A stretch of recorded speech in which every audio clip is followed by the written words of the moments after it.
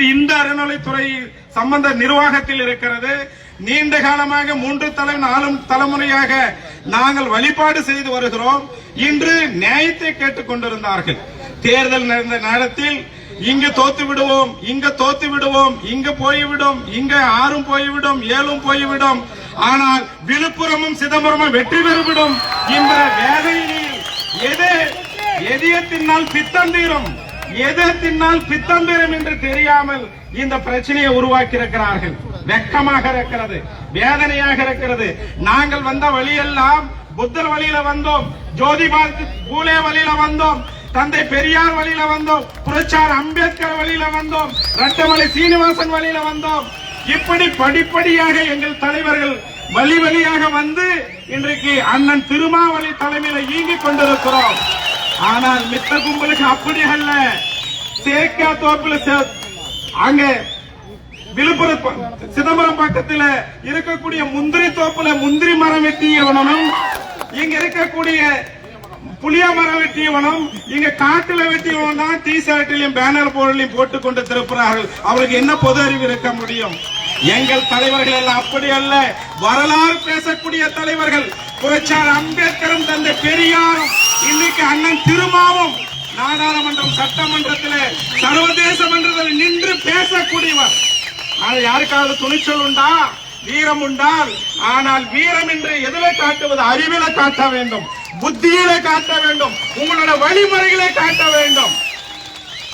சேத்தியா தோப்புல முந்திரி மரம் வெட்டியவனும், இங்க காது வெட்டியவனும் எல்லாம் என்னோட தலைவர் என்று ஏற்றுக்கொண்டவர்களுக்கு எந்த அளவில் புத்தி இருக்கும்? அந்த அளவில் தான் இருக்கும். இன்றைக்கு காவல்துறை இந்த அளவில் மிச்சம் மீறி செய்திருக்கிறார்கள். இதே சேலம் மாவட்டத்தில் மல்லூர்ல கலவரம் நடந்தது, காதியாம்பட்டியில கலவரம் நடந்தது, மோரூர்ல கலவரம் நடந்தது. இன்றைக்கு எங்க நடந்திருக்கிறது?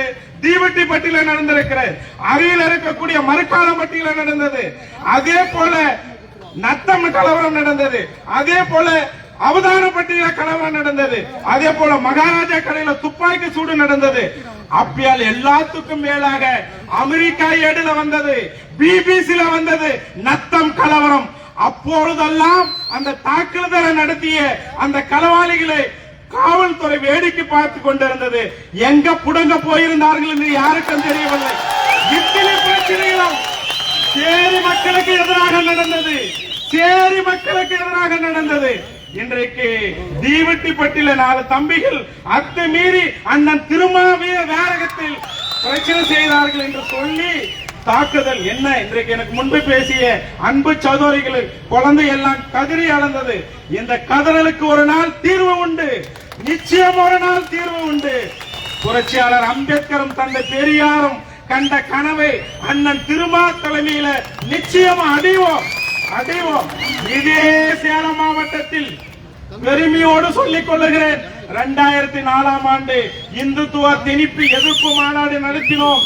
இதே சேலம் மாவட்டத்தில் அன்றைக்கு இந்த நாட்டோட பாதுகாப்பு அமைச்சராக இருந்த ஜார்ஜ் பெர்னாண்டஸ் அவர்கள் வந்து அந்த மேடையில பேசினார். என்ன பேசினார் தெரியுமா?